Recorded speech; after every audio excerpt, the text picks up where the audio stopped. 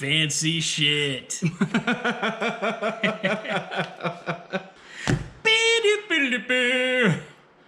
Lost in space. When did Lost in Spades go? The king. Go the king. Forgot my drink. Over here. Don't forget your drink. I can't forget that drink. That purple stuff in that blue drink. No idea. I'm going for a mixed drink today. A little light club soda and some vodka. Vodka. I miss the old days. Cold fusion. Russian parts, American parts, all made in Taiwan. All right. Yep, I didn't taste that before I brought it out. She's got some head on her. It's not quite what you were hoping for. It's a little tart. It's a little tart, a little strong, a little tart. Better to be tart than too sweet. Oh, I agree. That's my personal. It's drinkable. If it was too sweet, I'd have to go in and like get other stuff to tame it down. Absolutely. I might as well plug this shit in because I know it's gonna eventually. Is that the straw that broke the camel's back? It's got some lean to it. It does have some lean to it. So, I mean, I like it though. Today's episode, we have a brand new lighting rig set up, and it's the whole shadow. Thing, yeah, it's nice. It's centered. It's got pretty good. Yeah, it's very soft. Yeah, my arm doesn't bend that way. We could even adjust the warmth of the light. Here, why don't you reach up there and all the way close towards you? Must be. No, it's opposite. It's away. Yeah, see? Ooh, it's warm. It's super warm. So warm. It's so warm. All right. Do you have it midway? No, all the way. All the way. No, this is a pretty sweet setup. I hope he puts up like a picture of it or something like that. Like it's a pretty sweet DIY setup. Yeah, it's it took me a little while. I'm enjoying it. If you guys are interested in a video on it, I can give you the old rundown of how it was made. Leave a comment if you're interested. Subscribe, minions. Gear shift that like button. Beep, beep. Fast and Furious style. Gear shift that like button. It's just this is all I see. Whenever this happens, just the like button. And so you're like, yeah. Gently give a nurturing stroke to that like button. Is it different enough from the hated smash that like button? The amount of people on YouTube now that say smash that like button makes me slightly rage a little bit. But I get it. I totally get it. But it makes me rage. Like I don't like it. Like it was. Yeah. I don't know. There had to have been a single post out there that said like, "Hey guys, I said smash that like button," and I got 154 million likes or something, and everybody was like, "Okay." That's like, 100% what it should be. How does that propagate? Like, how does that work? So I guess the second thing. So these are two true facts, right? The more people hit the like button, the more the YouTube algorithm trademark. Is going to pick it up and share it to other people. But the amount of times I hear smash that like button, followed by it really helps with the YouTube algorithm. Yeah. You're right, and I appreciate that you're being honest about it. You want people to smash that like button. Right. Yeah. No, so sure. It helps with the algorithm to get your videos out there. Totally dig it. But stop it. Yeah, I don't stop it. Well, yeah, let's put this question out there for anyone who watches it. What's your favorite, most accepted way of, a content producer asking for a like? Is it just like, hey, it's, we're just a channel, and all likes are appreciated. Something, sentimental from the heart. You could really help us out here, or put it into a little bit of a song. This is it. This is what we're gonna do the next time. You doing that, kick this into my brain. We're gonna have like In the Arms of an Angel playing, and it's gonna be like a Humane Society thing, and it just the like button in a cage. It just sad like button shivering in the cold. In the arms of the angels, and we'll have it like tear a little bit. That's it from now on. That's the acceptable way to do it. I will happily contribute in making that. We need to do that at least once because it's funny. But To your point, so from my point of view, assuming that the like 8 people that watch this will actually say something, which a couple of them might, but I think I personally I'm good with that. Like, hey, we're a young channel, we do kind of want to make this more of a thing, and if it does, it does. If it doesn't, it's great. But hitting the like button will help out a lot. Yeah. Like, but that's like a 1 or 2 time premise, and after that, it's just like, hey, please hit the like button. Yeah.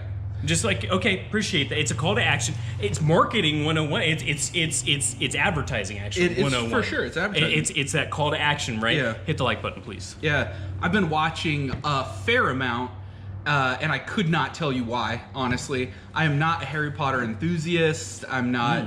I've never even read the books. I've had friends that are into it. Yeah, we've had a lot of friends that have just all the books. Really enjoy it. Shout out to Vandergoat in case he watches this. He'll know who he is. Like a Vandergoat, Harry Potter historian. Dude is ginger, looks like a goat. I don't know, so we called him Vandergoat. I like it. So did you look like the dude from Stardust, the innkeep that ended up? Oh man, I don't even remember. Bernard or whatever. Bernard. Are you into this movie? You remember the innkeep's name? I'm not gonna lie. I love that movie way more than I should. Wow. Like, way more than I would admit to many of my male friends. Like, Stardust is amazing. I liked gay, what's his name? Raging Bull? De Niro. De Niro. De Niro. Yes, Wasn't it gay De Niro, right? Yeah, well, yeah, he ended up being. And just everybody, like, we always knew you was a bit whoopsie. Yeah. And it's like, and it was just, and he's like, all right, well, get back out there, and yar. And, Yar. but actually, that when that scene came up, I lost it laughing. Yeah, man, I was loved like, it. I loved this it. pirate captain that's hilarious. It was amazing. Actually, De Niro did an amazing job in that. He really did. I mean, he's a good actor, period. Anyway, but also at the same time, like him being able to have fun and make fun of himself. Yeah. I feel like that was like a tipping point in his career of doing some more like lighthearted or like, well, actually Fockers was probably Meet the Parents was probably that, but I think that really kind of took it to another level. I feel like he did some more silly stuff after that. Yeah, and he's frankly pretty good at it because that juxtaposition of him being hardcore, clearly a hardcore individual, but at the same time, once lightheartedness and stuff enters it. I feel like for a good chunk of his career, he was always some version of Taxi. Oh yeah. Oh, 100%. Like just like you're a little crazy, you're a little tough, you're a little 100% Taxi Driver. Man, my phone's wrapped up. That he was in Raging Bull, wasn't he? Did I? It's been for sure. You're 25 years since I've seen that question. Movie. But yeah, man, Stardust and that one guy that always plays an evil person, though he was in Kingsman. Yes, De Niro. It was De Niro. Okay, good. You had me questioning, and I didn't want to say anything. I self-doubted myself, so I was like, wait a minute, what? Yeah, right, right? But that one guy that was in Kingsman as, Q especially, or potentially. He was, Merlin. Merlin. Yeah. He was the ghost. He was but you're right though. He was the Q if this was the Mission Impossible universe, right? Yeah. Or wait, was it Bond or was it? Or Bond? Sorry. Bond. Yeah. Bond. Okay. Yeah, Q. Man, I just whatever. I'm just throwing them. We're throwing them all out there. Yeah, no. I admitted that I was not a giant Bond fan. My grandfather was. He watched the Bond movies all the time. Yep. It's not that I didn't enjoy them, but I didn't get into it. Sure. Once Craig got into the Bond, the new guy. What's his name? That guy. It's Craig Ferguson, the talk show host. Craig Ferguson. So I like the new ones, and I watched them once, but I couldn't. He didn't make me get into him anymore. I actually was that guy's Connery is always going to be Bond. Is your Bond? It is to me when I was a kid watching Bond. That was my grandfather's Sean Bond. Connery. 100%. Well, there was a guy before him. Yeah. It was probably I forget that guy's name. Yeah. There's somebody watch. There's the likelihood that somebody's going to watch this. Like, come on, guys. Yeah, really, Connery? Really, Craig Allenson? Gosh, what was that guy's name? Was it Skyfall? Was that the last one? Yeah, I think it was the most recent. Daniel Craig. Daniel Craig. Was then as far as the old Bond, too many Craigs. I wrote James Hobo. James. I don't know why. This is James Hobo. Does he have a bandana on his Freaking- on a stick? Yes, yeah, a pocket full of dreams. I'm not quickly finding this, so I'm already bored of it. But yeah, Stardust, man, that really has me interested. No, he looks... Yes, the guy who played Merlin. It kept funny playing that like a-hole brother on that and Ruthless. Yeah. Or what was Sherlock? Sherlock Holmes. He played the bad guy, the bad lord or whatever. He was the villain opposite Robert Downey Jr. Oh, really? So again, he played this maniacal, basically played the same part as the brother in Stardust. Yeah. And then you have Kingsman, and he plays this like Such mensch of a guy. A great guy, yeah. That like, He's still take me home, country roads, to the place I belong. Take or West Virginia, like that was that. John Denver's Rolling in his grave. He's like, with his beautiful mountains. Man, sunshine on my shoulders makes me happy. Right at the end, landmine or whatever it was. He said it was stepped on landmine. He's like, nope. This is how it's going down. Oh man, it's too good. But yeah, so Vandergoat. Yeah. He, I won't say his real name, but it you know. I'm glad you remembered where we started with this. Yeah, he looked like who's that goat boy that was at the light in Narnia? Oh God. Well, hell, that was. Yeah, that was. That was 3 name. What's his name? Am I mixing that up too? No, I don't think so. He's the guy in like Wanted or whatever. Is it? Or wait, what's the one? Yeah, he was Wanted. Yeah. Wanted. Yeah. Damn it! IMDb's coming back up. Neil Patrick Harris. Wanted? No. NPH wouldn't do that. He would never be. I was mixing him up. It's not 3 name. It's James McAvoy. James McAvoy. Man, we really butchered Professor X. Yeah, it was Professor X. Yeah, and what was his character's name though? Was like his character's name was James Dingledine. James Dingledine. His name is Wesley. The goat. Oh, the goat guy. The goat. Wow, our wives would get this in a heartbeat. I feel they like really would. I can't. I was not a 100%. Narnia fan. How long ago was Narnia? Oh my God. I mean, there was 3 of them. Was there? Yeah. Man, Wait, wasn't there? Sure. Yeah, there was. Narnia. Chronicles of Narnia, The Lion, the Witch, and the Wardrobe. Oh, that's right. Mr. Tibbles. Goat Boy. Mr. Tumnus. Mr. Tibbles. Close. You were so close. Man, it was right there. Mr. Mr. He Tibbles. just turned into a cat. It's a cat man. Yeah, Mr. Tibbles. Mr. Tibbles. Oh, don't mess with Skittles. Kitty. The mentally impaired goat boy. Singing the lullabies to steal children. But yeah, he does. He kind of looks like Mr. Tumnus, if I'm honest. Okay. Vandergoat. Mr. Tumnus. He, when my wife and I went, before we were married, I had to travel back to Seattle to get a bunch of stuff packed up, and then we did a cross-country drive. Oh, yeah, I remember that. I asked him to come get us from the airport, and he's a super great friend of mine. Loved him to pieces. And he came dressed fully as a chauffeur. Oh, man. Fully, including driving gloves. That's amazing. It was hands down. We lived together. He was my roommate. And I was like, amazing. I get dressed up like a chauffeur, and he's like, AAA service. That's awesome. Yeah, he's incredibly theatrical. That's a mensch move right there. I loved it. I miss him to pieces for sure. That's great. So Harry Potter, how did that tie in? Oh yeah, Super Carlin Brothers. Holy smokes! Bring us back. I blacked out for a second. I gotta go change my socks. A little sloshy today. Yeah, Super Carlin Brothers. So they are these 2 people that do a lot of like. Well, I think Disney. I haven't watched very much of their stuff, but the thing that reminded me, right, is they do a lot of Harry Potter kind of fan fiction theories and whatnot. And I realized I haven't watched the Harry Potter series. Well, I've watched the movies. Sure. I haven't read the books. Yeah. And I thought, okay, I can get into this. My wife really likes Harry Potter, so we're getting into this. We're watching some of those YouTube videos, but they have this great intro that sticks in my head, and I say it along with them every time. And they go, "Hey, brother," and it's just that way because they make videos as individuals. Oh, Hypothetically, they're brothers, but they're always talking to each other as if they're recording one, sending a video to the other. Well, that's cool. That's a good premise for. Hey, brother! The whole kit and caboodle, man. And I really got to say that shtick that they have it's almost like a jingle, like a 1950s style jingle. Gets a little I love little it. bump, Yeah, little bumper. So That's awesome. full circle.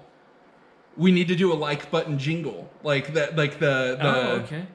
So kind of like our losses. Hit the like button. Meow, mother.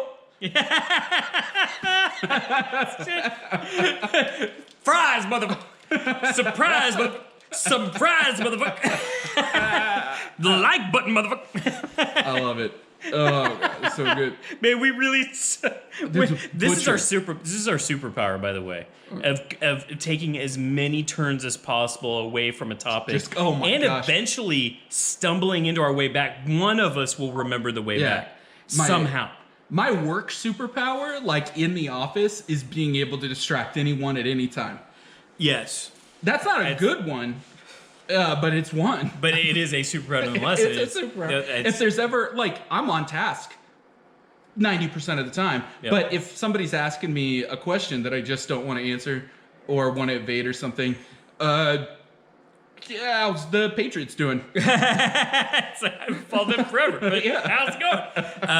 Doesn't that one guy have one big arm and one small arm? Like, what are you talking about? And that's how it is. You launch into something like erroneous, Yeah. and then it just takes them down a pathway. No, it's I have come to the conclusion that people who claim that they're good at multitasking are actually either A, just good at retaining their original thought, or B, good at tuning you out completely Yes. to hold on to said thought. Because for me, I'm not good at multitasking, and part of that is like I'll go off onto one task that branches off into another one, and then 5 tasks down the road, I don't remember what I started doing. Yeah. And I tell everyone I'm not good at multitasking. I will not go back to what I was doing. I don't even like the term, to be honest, because I feel like the term multitasking is a misnomer. You can't do 2 things at once, in my opinion. You do small bits of one thing at once. Yes. Interspersed with one another. No, 100%. You know what I mean? So 100%. yeah, are you doing 2 things? Yeah, absolutely. You might be getting 2 things accomplished,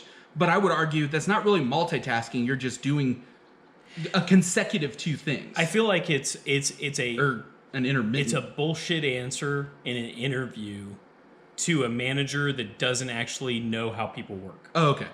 Right? I like that. You know, because you're sitting in an interview and be like, what are some of your strengths? I'm really good at multitasking. Yeah. And if I'm a manager, which, I mean, I'm in this position often, but like if I'm in that position and I'm hiring, I immediately call BS. No. I can't help myself. I've never said that. Really or good. in an interview. It happens all the time. I'm really good at multitasking. All right, let's talk about that because, and I'll flat out say, okay, from my experience, and not just for myself, but from evaluating others' performance, I don't think multitasking is actually something that I am interested in. Or I'll just say, statistically speaking, everything suffers at multitasking. Right. So can you give me an example of how you were able? And you know what? You There's do been 2 things at There's a been a percentage couple of loss. times where I've gotten a good enough answer that I haven't argued it because an interview is not the place. But they've been like, okay, I prioritized my time and was able to get 2 things done in the allotted time, which really just meant they were more efficient. Right. But again, it's a That's misnomer. project management. Yes. And so, so I won't in the interview later. I will go back and touch base. Like, let's talk about your version of multitasking. Yeah. But yes, it's 100% like, okay, so your strength really is you know how to prioritize. Right. That's a good strength. Yes. But it's not multi. But you get a newbie manager, a manager doesn't care, a manager that buys into hype. Yeah. And you say you're good at multitasking, and you give them that same example. They're like, "All right, I got a multitasker here. This is pretty good. We got 3 or 4 things done at once. This is amazing." Yeah. It's the same thing as like when somebody asks you in an interview, like, what your weakness is. Yeah. And my weakness is I care too much. I care. Don't too say much. that. I'm too good of an employee. Yes. Yeah. It's 100%. Like, and what I will say is like, the furthest I'll go, and I even stop myself from saying this sometimes, my weakness is, and it's usually one of my go-tos, but you have to say it right, is I will take responsibility for things no matter whose responsibility they are. If I see it needs done, I will take Yeah. responsibility for it, but I will do it to excess Right. until I'm so weighted down. It's a I'm getting negative. 5% of everything. Yes. That is definitely one of my drawbacks. Yep. And of course, depending on who you're talking to, it's like, oh, okay, well, that's something we can work on, or that's not necessarily a bad. Right. So it's kind of on that It's cusp. a good bad. And it's a fair point. Right. It can be a horrible bad. Oh, it's super negative but at times. Yeah, because if you don't get yourself to a point where like, Yeah. okay, I need to remember how to prioritize. Because conversely, really what that is saying is, I don't know how to prioritize on a given day. Right. Right? So you have to be careful how you present that. Yeah. I hate that answer. My answer, generally speaking, at the negative is definition of done. It's properly gauging. Yep. And that's why I go through a formula in order to combat that. I specifically go through a formula on everything that I do, where I do the old, buzzword style 80-20, and where I will often get a response back of like, oh, okay, well, this isn't done. Great. Okay, I'll go back and do it. And it's not intended. I deliver well before the deadline at that point because I know that the chances of there being critique and further work, but I have to do that. Elsewise, establishing, okay, so here's the core of the issue, in my opinion. Establishing a good definition of done is often met with all kinds of issues. When the question comes up and they're like, what do you mean? Whoa, we have to get this all the way done. You know what I mean? A good definition of done is where whatever project it is that you're working on does meet its end in a satisfactory nature. However, for people that haven't worked in a situation where they've had to do that, they're actually thinking, okay, so you're not going to complete the task, right? Right. And it's like, no. There's no end to this project. Yeah, Right. this is what I'm getting. could go on for infinity. Right. So, as a combative factor, I do the old what I interpret as an 80-20, come in, get it most of the way there where I feel this could be considered done, and then work it down from there. However, it can be annoying because, that my interpretation of what's about 80% there, or when we start seeing, reduced returns, it might be completely different from someone else's. Sure. No, I think one of the things you're hitting on, purposely or not, is so if I had to do like a social styles on you, I know for a fact you're at least one part of you is analytical. Oh gosh. Easy decision. Yeah, Now I'm saying if I that's didn't a know heavy anything else about you, Yes. I would say your primary quadrant is analytical. I would agree. I would have to say I would struggle with your other one, with your minor quadrant. I would struggle with whether you were analytical, amiable, driver, or expressive. I think because I have seen all of those pieces in you. I'm centered in and this is a crap answer. You could be analytical, I suppose, but that's not supposed to happen. This is a crap answer. But on multiple personality tests, I come so close to tipping points onto two different sides. Like in the scale, when you talk about Myers-Briggs, like how far are you? I do tend to get pretty far on the thinking versus the feeling. That can be an issue because I handle feeling in a thinking way. I interpret somebody else's feelings in a logical way and say, oh, could they be offended? Could they be in, an emotional situation by this? And then ask, because it's difficult for me, like you just learn that over time, and it's difficult for me to identify. Like I can't feel what somebody else is feeling necessarily. Yeah. But I can infer that they're feeling it that way. Sure. But the rest of them on kind of the Myers-Briggs rundown, I am neither an extrovert nor a strong introvert. It happens in both, completely depending on how much alcohol I've had. 100%. Yeah, right. And then I can't remember the other ones. The next one's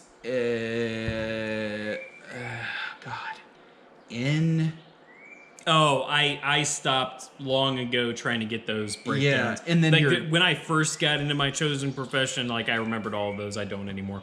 I break them down. I usually do simplistic like disc assessment. DISC is what the last or one I took. social styles, which is it breaks that down, and basically instead of 4, it's like 16. Yeah, and I'm not a D on the DISC, but I do tend towards the center of that like 4-quadrant chart or whatever, which stinks because it means I can often flip in certain situations. It's not a good thing. That is a bad thing.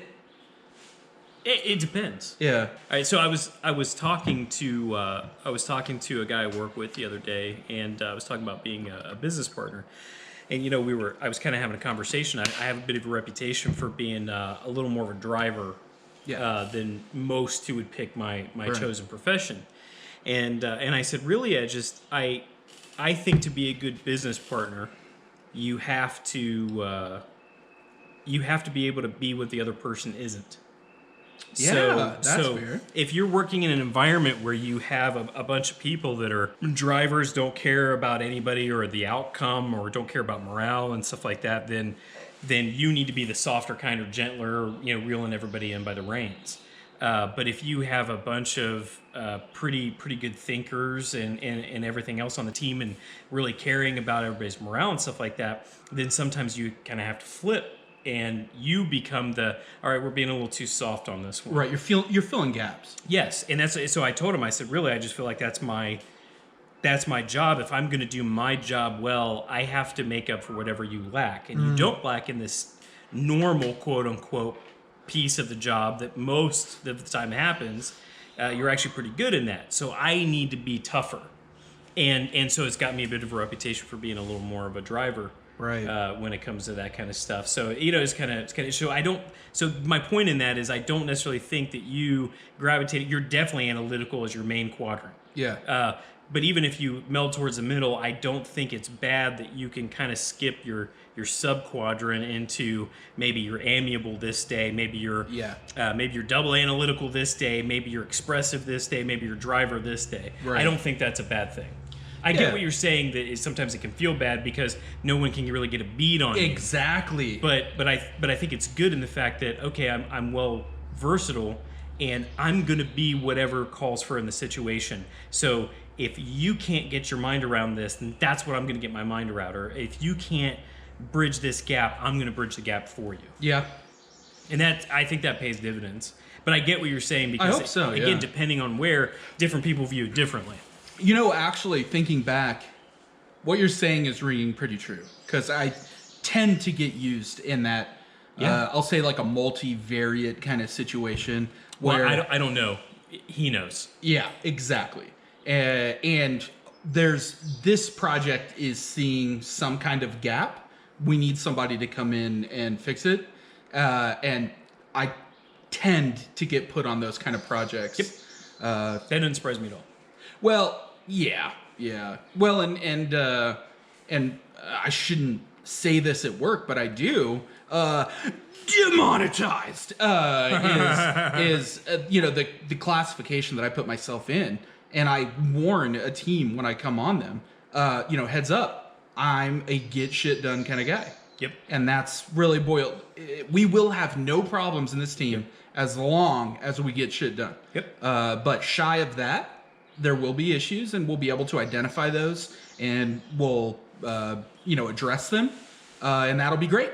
But the major sin of that situation is if we're not actively progressing the project, then we will have issues. Yep. I don't voice that, but that I let everyone know that is the major point. Yep. You can be as quirky as you want. You can have as much desk-to-desk conversation as you want. You can go on a 2-hour lunch. You can do literally whatever. Yep. I don't care. But if the project is not moving forward, you have the freedom up to that point.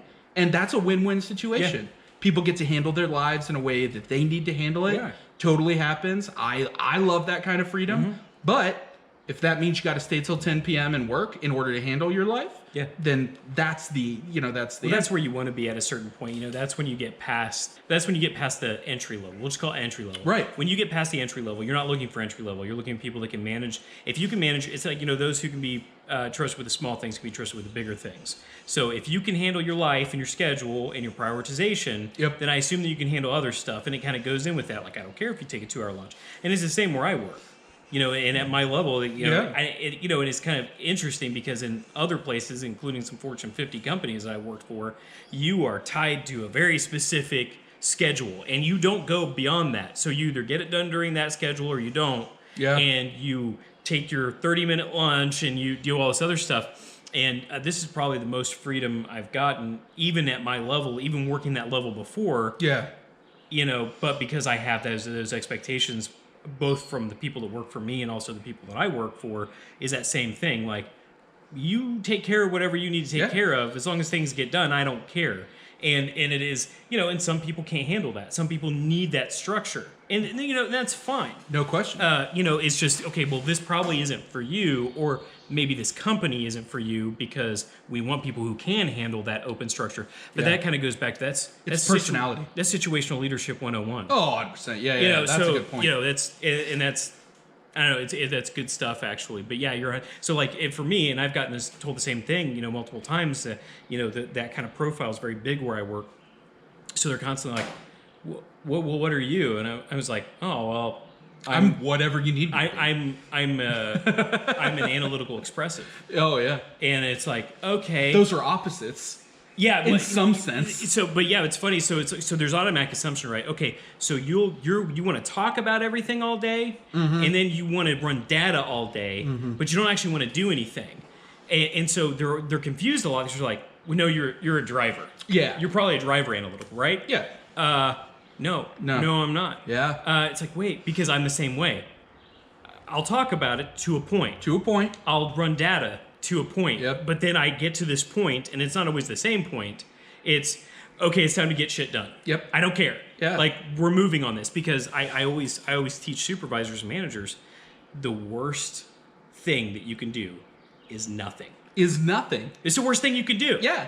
Because if you do something and get in trouble for it, it's still better than nothing. It's a learning experience. Yeah, you gain. And I will appreciate someone all day long. Like, okay, you made the wrong decision on this, but you know what? As long as you can, and this is what the other piece I teach, as long as you can reasonably articulate. Yeah.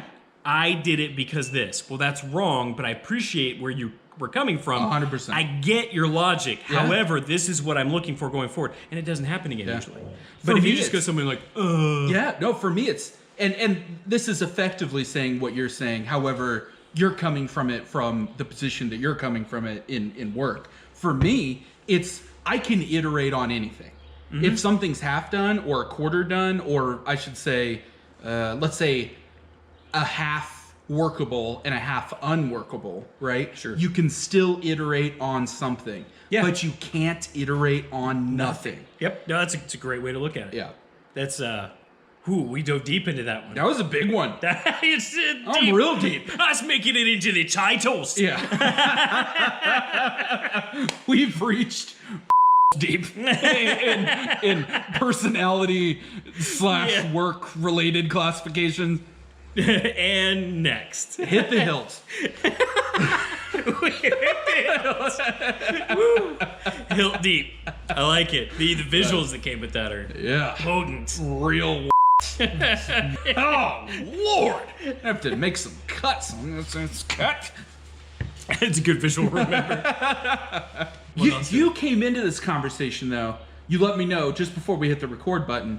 Hey, buddy, I've got something really important I want to talk about. It's critical to my well-being. We need to discuss this. And I was like, no, I am drinking, and no, that's not actually what it is. But you did. Wow, there's a lot of inferences from implications I didn't know I was making. Yeah, no, it's I figured we were going to talk about retirement again. No, okay, so I was I like watching like motivational stuff. I like watching entrepreneur stuff and all that good stuff. So I kind of get sucked down a rabbit hole a lot. But I was listening to a guy, and I've listened to it before on other things. But it's funny, I never went back to what he was originally about. His name's Simon Sinek. Okay. Is he cynical? he's an optimist. Oh, okay. Through and through, which All is right. extra funny for the phonetic sound of his last name. Okay, I didn't know if it was a YouTube No, style his play his last name's spelled like Sinek. Oh, okay. All right. That's fair. And maybe I'm butchering his last name, but I do think it's funny because he's an optimist through and through. He's glass But half full. He is, absolutely. That's fair. But no, so I finally the other day rode the rabbit hole deep enough to see where he got his start. Sure. And it was actually some stuff that he was doing on his own, but it took off, and he took off from he got put on a TED Talk. Oh, TEDx or Valid TED? It was well, this had to have been it had to have been a TEDx talk, I would assume. Yeah. Not that those are worse than a TED Talk. No, sure, but they're more open. There's an open, yeah. It ended up getting like 12 million views or whatever. But his whole premise that he went in to speak at businesses for was the golden circle, is what he called it.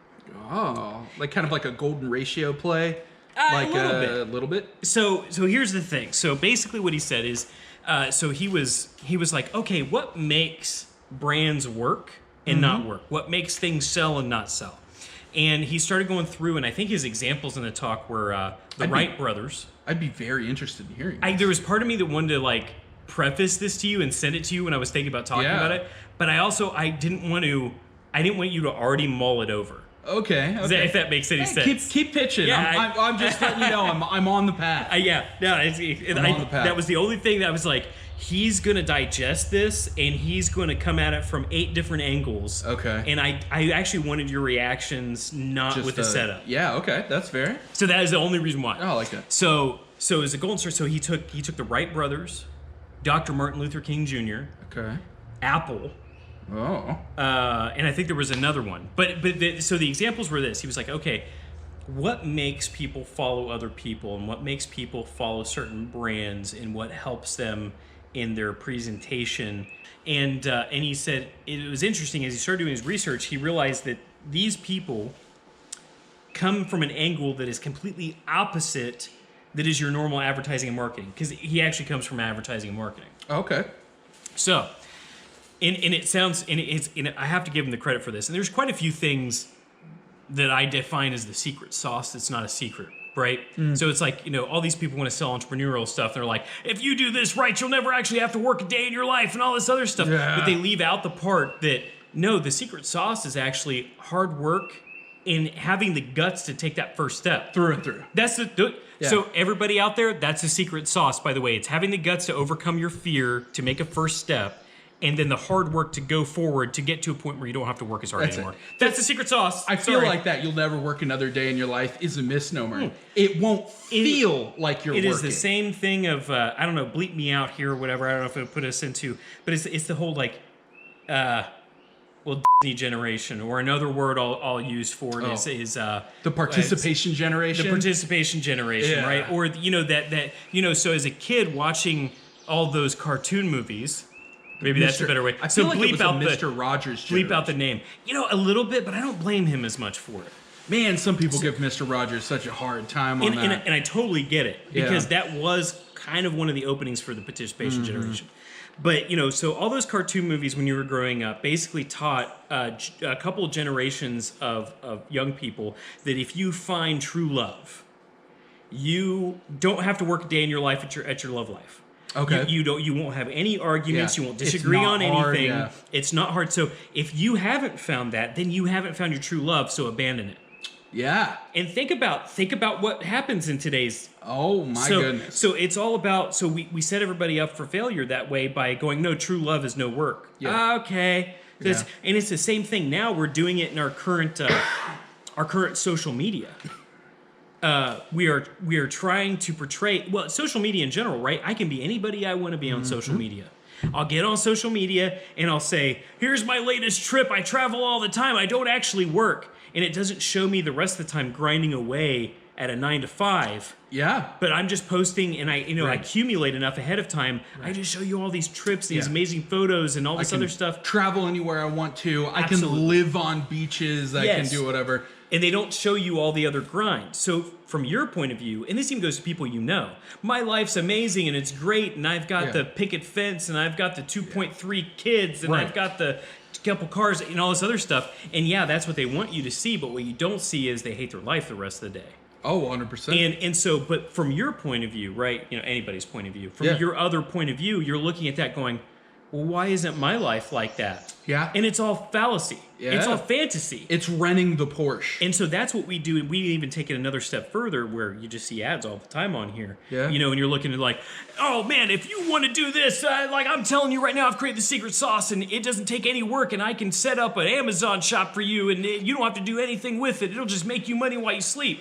It's fallacy. It's fallacy. And we associate that with the term entrepreneur. Yeah. So instead of the actual term of entrepreneur, which is an innovator and a boundary pusher, and the somebody who's working 12, 14, 18 hours a day, Yeah. it's now, oh, wait, well, this isn't going to work for me because I've got to work 18 hours a day to make this work. Well, this can't be true entrepreneurship. No. That's a faux entrepreneur. That's fake. It does exist. Some of the best entrepreneurs I've met in my life are absolutely workaholics. I think They're, well, I Absolutely. mean, through and through. It's in Absolutely. the personality type. But like, well, I should say we, yeah. we've been there in degrees. We've been there in degrees. But, yeah, man, it's miserable. Being a true entrepreneur, in my mind, Yep. a true, well, let's classify this, a startup entrepreneur, Yes. in my mind, is a miserable situation. You want to leave the realm of a startup Yep. and enter the realm of low-level business as fast as possible. Yep. Or else you're in a true startup, your people are worried about their next paycheck. Yes, absolutely. You're constantly worried about investment. That's never advertised. Never advertised. It's like, yeah, you join the startup and, we're going to pay you as much as we can. It's going to be less than you're going to make anywhere else with the hope and pay of a dividend later because you're at the ground floor. 100%. And Yeah, same. Yeah, and you're playing off that quite a bit, that hope, that dream. And sometimes it pays off. Sometimes it does. In many times you work your tail off. A single digit no good percentage of time that pays off. Yes.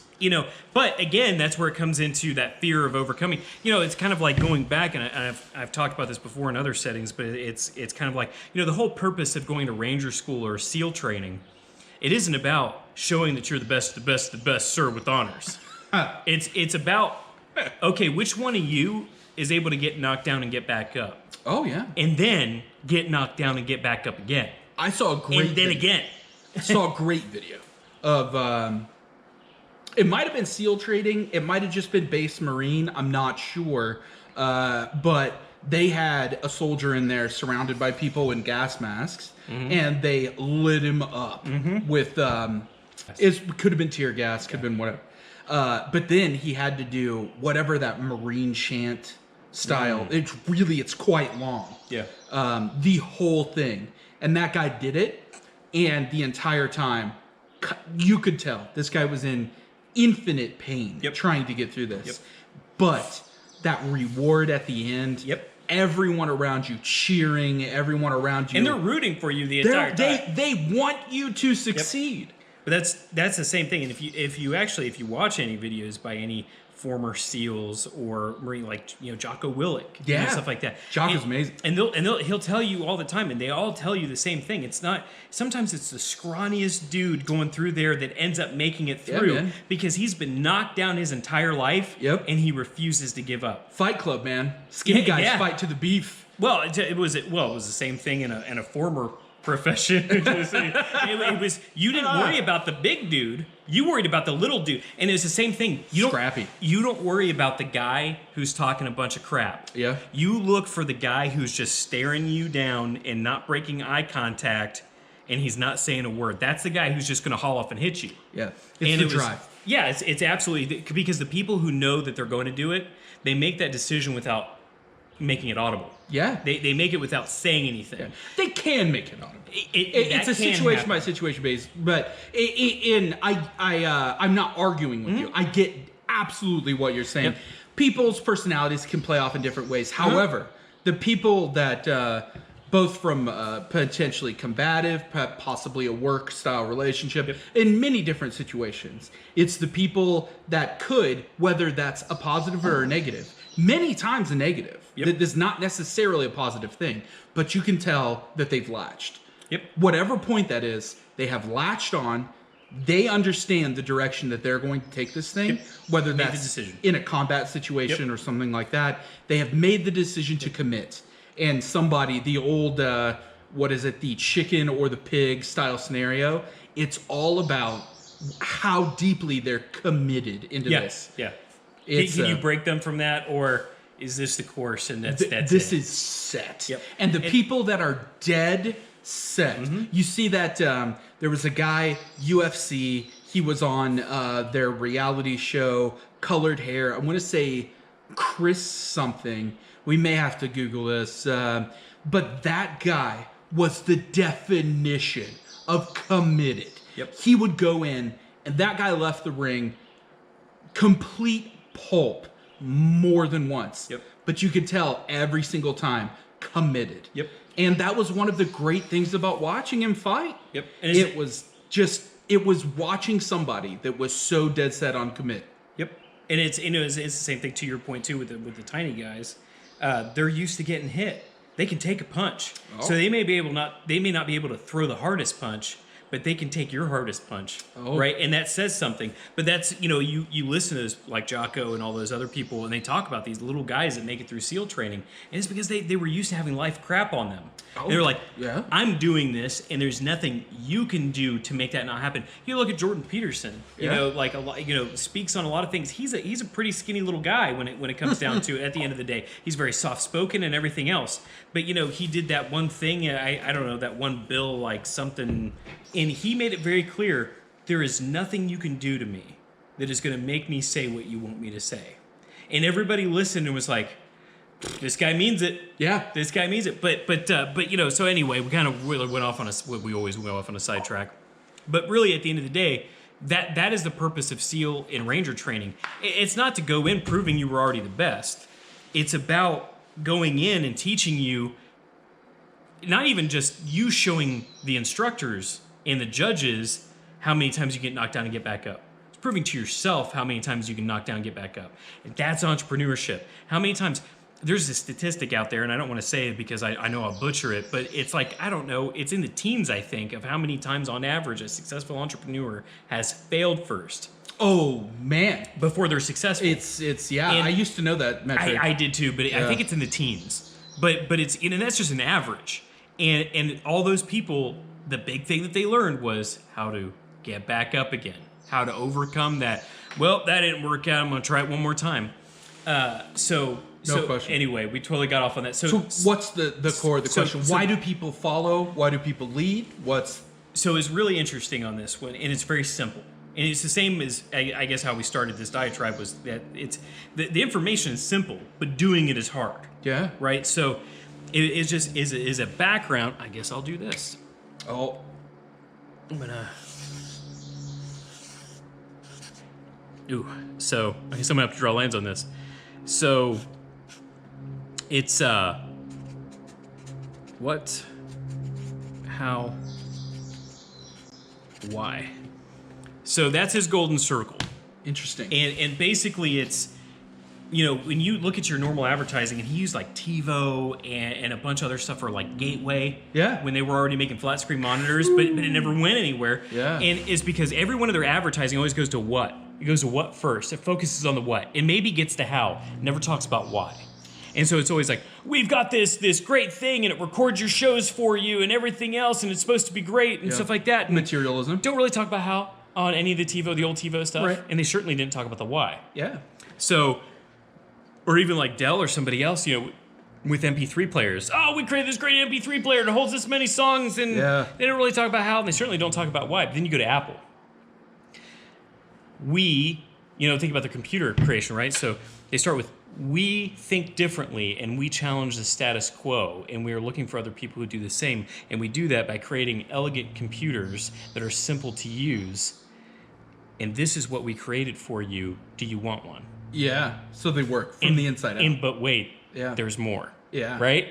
And you go to Martin Luther King. He started with the why. He wasn't the best speaker at the time, and this was kind of his thing. He wasn't the best speaker. He wasn't the best writer or anything else. He was intelligent, and he had a lot of drive. But that drive played into this. He started with, I have a dream. And I think one of the things he said was, it wasn't the I have a plan speech. Yeah. It was I have a dream. He had a dream and a vision of what he wanted things to look It like. didn't exist yet. It didn't. And then he talked about how that should happen and what we should do about it and everything else. Yeah. And you start going through a bunch of stuff like Wright Brothers. I forget, Wright Brothers had this like, and he said it in his video, they had this competition, this guy who was in with the Department of Defense, and he had all this money, and back then I think they gave him like 50 grand to try to come up with a flying machine. But back then that was like what? That was a lot of money. Yeah, I have $1.5 no million, idea. 3 million, whatever. I don't know. So they gave him tons of money to work on this. He had the best of the best working on it. He was working on the what? But he wanted the what the whole time. He wanted notoriety and fame. That was it. That was his total goal. Because the day that the Wright brothers achieved unmanned flight, he quit.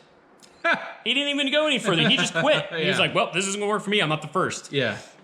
So if you look back, but the Wright brothers, you know, they were dreaming and they were anticipating, and they did it from proceeds from their bike shop. But so if you go through a bunch of iterations, it all starts with the why first, which is the most ethereal, right? And that's, I think we struggle with that with businesses, and I agree with him. We just struggle with that with a lot of things, though, even from personal. Yeah. Like, okay, I want to create a YouTube channel. Yeah. Okay, I want to create a YouTube channel to do something, right? And maybe it's make money, but maybe it's also I just want to have a good time. But how am I going to do it? Well, maybe you get to that point. You know, we set up a rig and everything like that. But why is it being done? And maybe that does go back. And a lot of companies, and maybe it's vague and it's not specific enough, but a lot of companies too, they go, well, to make profit. Well, okay, that's not a dirty term because, you know, you have to be profitable to stay in business. But profit isn't a why. It's a byproduct. It's an end result. Yeah. It's so kind of a what. Yeah. Yes, it's like another what. So, but what's funny is he tied it into to biology, and this is the part that I thought would really be interesting to you. So our evolution brain, like our outer brain, that's what we use for logic and speech and everything else, and that really focuses on the what, the quantifiable data. Okay. But the limbic system, the internal part, is actually the part that makes us make decisions and gives us that gut feeling as to, ooh, I don't like that, or ooh, I like that a lot. And so it's funny when you start with the why and you make it a base level, like almost human desire, the what almost doesn't matter at that point. People commit from the inside out. They absolutely commit from the inside out. Your brain commits from the inside out. Yeah. So in this way, you're actually getting people hooked from the inside out. And that's why you have people line up days before to spend way more on something to get it first. Yeah. And he goes deeper into like the early adoption and like what the percentages are from early adoption to then your next level of early adopters, but it's another name for it. I forget. It's a fairly common marketing kind of scenario. But that whole, and then you've got your laggers on the back, they're like your 16%. But he kind of goes into tying that all together.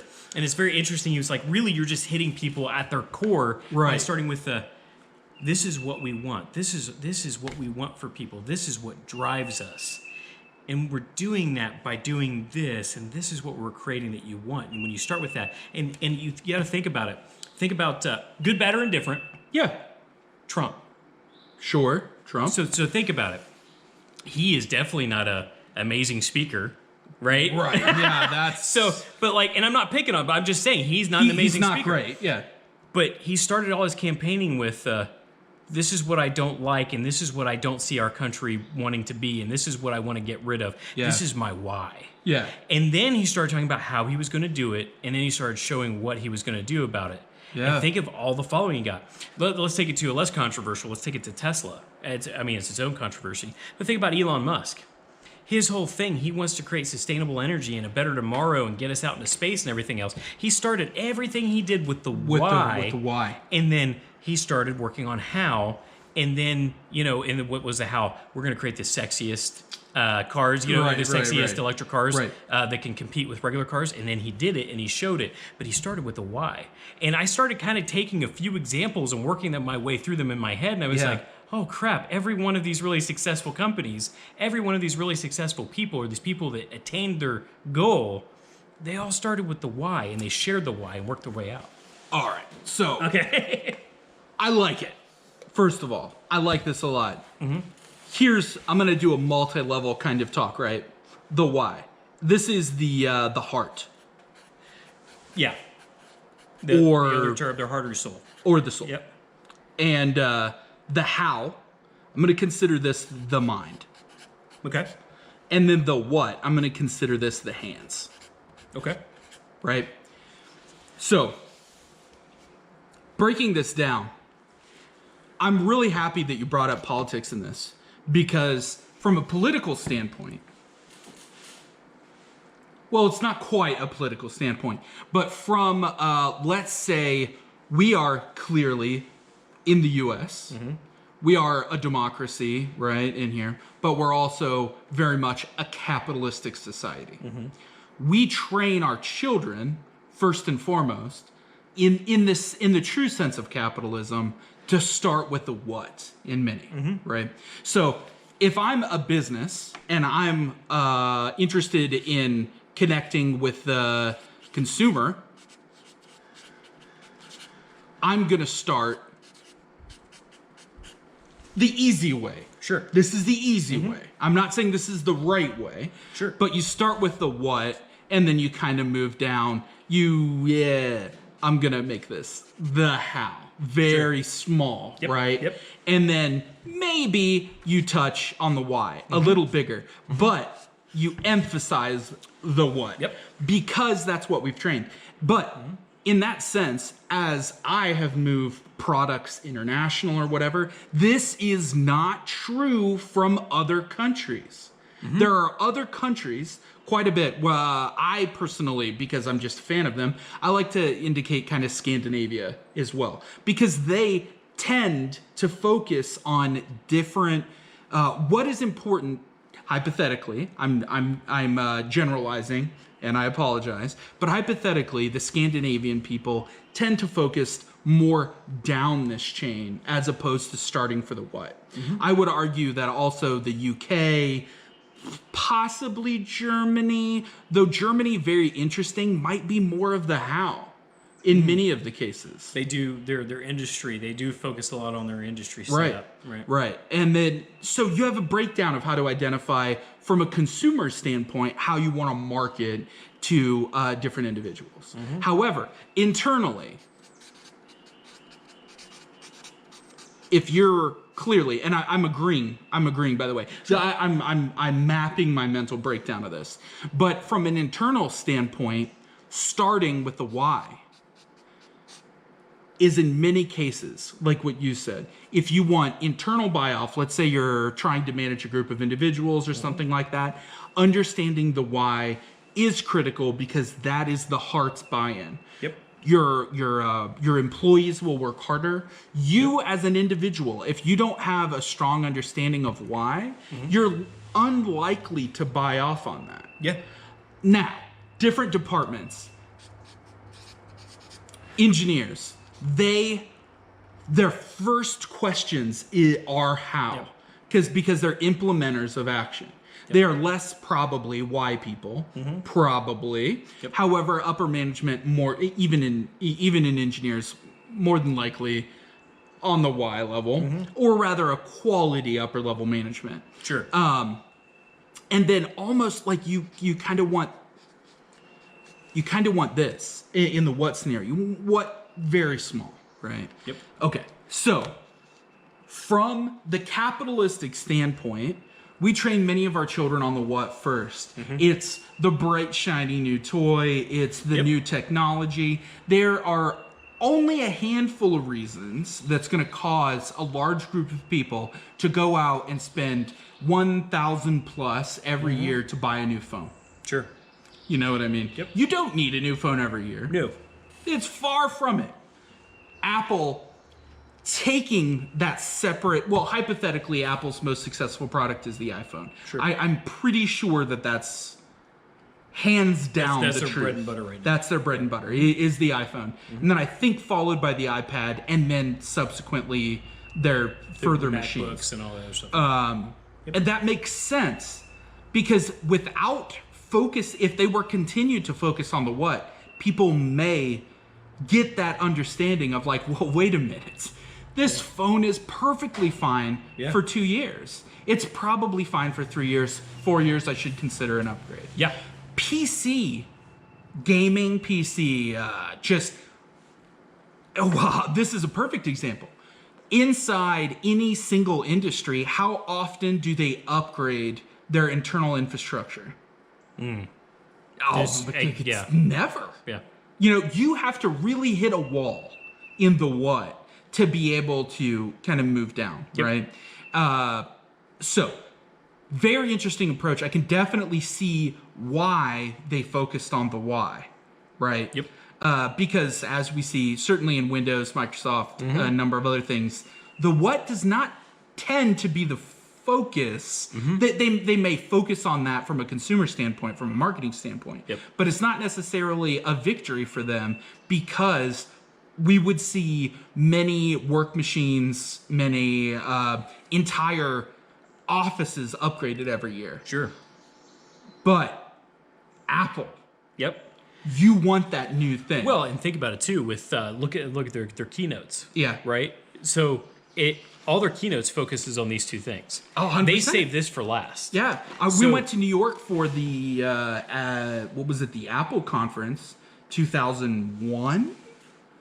Oh yeah. I didn't end up going to that one. But you didn't? No, I didn't make it to that. But like everybody else went. I was like the only one that didn't go. My goodness gracious. Yeah. The thing that blew me away, and this is very eloquently put, because I've not seen it exactly put this way. The entire thing was a community. It was a group of like-minded individuals first.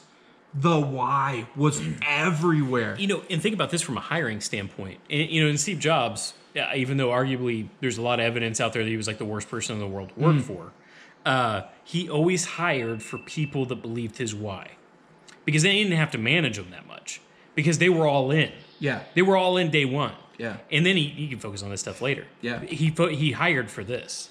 And it was kind of interesting how much that built it down, kind of to your point of the internal for the different, you have different people wanting different things, because you're absolutely right. An engineer is going to worry more about how and then a little bit about what, not as much about why necessarily. When have we seen the most productive eras in U.S. history? Oh, well, let's take, let's go with another specific example real quick. JFK in his speech about going to the moon. Who gets credit for going to the moon? It was JFK, because his whole speech was this: we'll do this thing in this decade and the other, not because they're things that are easy, because they are hard. Nixon's the one that sent people to the moon. Nixon doesn't get credit for that. It's all JFK. Nixon. That's pretty good. Just think about it. Nixon. What a what guy. Yeah. Watergate. Absolutely. Watergate. I mean, what? Gosh. Deep Throat. Yeah. Moon. Why? World War II. You're helping the effort being at home by saving metal. By not rationing out, by turning rationing. in your pantyhose. Why? Yep. The moon was absolutely, the entire Cold War scenario was kind of a why, and we can talk about whether the moon was a fighting for the Western. Exactly. You're 100%. It got everybody surrounded against the why. Right. Yeah, you're 100%. And we don't think how often do we have the why anymore? Exactly. What did we hit with? Why? No, I would argue what. People coming in toilet paper, people coming. We had no why in that situation. But I would argue the other way in this case, because if you look at every bit of advertising they had to get everybody worked up, why? Oh, because for sure, why on the advertising standpoint? No, but so it was a what, but look at all the advertising. It was like Apple advertising. Yeah, every bit of it. It was a why? Why? Yeah. Because you don't want to kill people. Protect your elderly. Protect your children. And that's how they got so many people. Just like, oh, absolutely. Let's not look at the numbers. We'll throw numbers out there. Right. Whichever way, you're gonna have to bleep out. Oh crap! They'll take it off. Black that out. The disease that shall not be named. Straight over it. It just hit me. But again, the what shall not be named. The what shall not be named. The why must be named. Yeah. So this thing that shall not be named that we've been dealing with. Everything out there is the why, and they show these slow motion videos and talk about how much we're supposed to care about each other. It was all around the why. The emphasis on the situation, the way to connect with people before this situation, the thing that shall not be named. Absolutely no question. Yeah. The why. Yep. The thing that disappointed me, and I think this is great because I'm able to kind of put words to it. The thing that disappointed me as an individual being in this situation with children and everything else was that the American people did not ever internalize the why. We had protests on, well, and granted, I understand many, I like to believe that I understand kind of the protest level scenarios where we need to work. We need our money. I need to keep my home. Yeah. I need to keep my children fed. I need my industry to not go away. Yep. That is a strong why to them. However, in the very beginning, the toilet paper runs, the paper towel runs, the disinfectant runs, the hand sanitizer runs. Yep. That was not focusing on the why. That was focusing on the what. Yep. And it was devastating to me as an American, as an individual, because I always had a hardcore belief, very happy to identify myself as a born and bred U.S. American citizen, right? We as a people, as a subset of people, many of us focused on the why. As communities, we focused on the why. Neighbors gave to neighbors, everyone supported one another. But on a global standpoint, we never hit, I would argue, we never hit the why of this situation. And that's heartbreaking.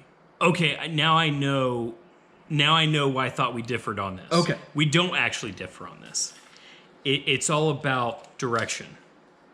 So we had a bunch of why out there getting people worked up with saying, don't let people die. Don't do things because you're going to cause people to die. 100%. But no direction. No direction. So there was never any why put out there to helping your fellow man. I like that, because in World War II, it was all about that. You helped the soldier. Yes. You didn't have the nameless population in your head that you were helping. You had your son, well, I think I properly say son. I don't mean to be a certain generalizing that. But you had your family, your individual face on that, and you were helping them. Yep. Because the human brain does not focus on large scale events very well. It's an issue in our biology. Yeah. No, we want to look for what takes, but that's part of the problem, right? So you focus on that grand why of, oh my God, I don't want to kill anybody. I don't want to die. And there's no other focus. So it's, okay, what do I have immediate control over? I'm going to go out and I'm going to buy all the toilet paper I can buy and all the other stuff that may shut down because people aren't going to go to work. So again, it left people to that inner sphere. 100%. We didn't. So we don't disagree on this. Yeah. It's just that scale. So there was a why out there, but it was this ethereal why of this end product. Hard for the human mind to grab a hold of. So it was. I don't want to leave toilet paper there because I'm not helping anyone in my community, in my brain, by leaving it there. Yep. No, 100%. But I do know that my family's going to need it. I'm going to need it. Mm-hmm. So you're 100% right. How does that tie in? And that's a way deeper dive in an absolute truth. So you can have a why and get a whole group of people to get behind you, but if you're not careful in the why, you can leave it too open to our brains want to focus in. I can't think that wide. I'm gonna have to compress this. Too big. Yeah. I like that a lot. And the fact of the matter is that, well, I shouldn't say that. No one's perfect. I am far from perfect. But I can say that when I'm leading a team of individuals, when I need to, as we tying this into what we previously said, when I need to get shit done, I don't focus on the how. I don't focus on the what even. I don't care what it is that we're working on. It can be one of a million things that we've been applied to on the what. It doesn't matter. The how. I also don't care the how. You can take 2-hour lunches. You can take everything that we previously talked about. The how is not important to me. It's only really the focus on the why. Why are we doing this? Do I care as an individual? I can say that from a corporate standpoint, from a company standpoint, do I internalize the why from the entire gestalt? Honestly, no. Right. But I can focus on my internal why. Yep. Because we are get shit done individuals. In the situational why. The situational why. We move on this because that's our responsibility, because that's our focus, that's our goal, and we are the people that do this. And that is the why, right? It's the performance why. So to culminate that, I'm the same way. And I had a running bet with actually my predecessor. And it was okay, you take this person and I'll take this person. And we're both going to train them. We'll get them trained in the same amount of time. I'm going to train them my way. You train them your way. Yeah? The person, well, first of all, that person's no longer with the company. The person that they trained is no longer with the company. My person, I wouldn't even want to go into work with without being there. Mm-hmm. They are doing amazing, but I train them the whole time on the why. Why? Everything's why. Situational why, overscaping why. Yes. Yeah. And they're doing an amazing job. So anyway, I think that took us deep enough. I love it. I love this conversation.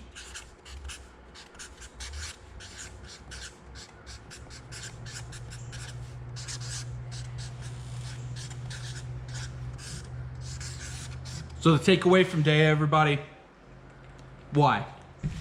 Think about it. What's your why? Internalize it. What is your why? Is it your family?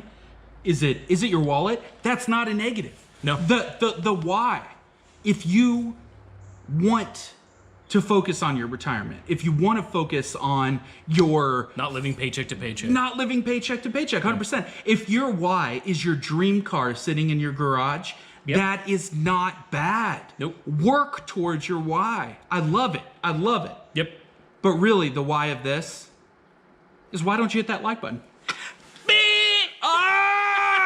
Goodbye, everybody. Have a good one. See ya.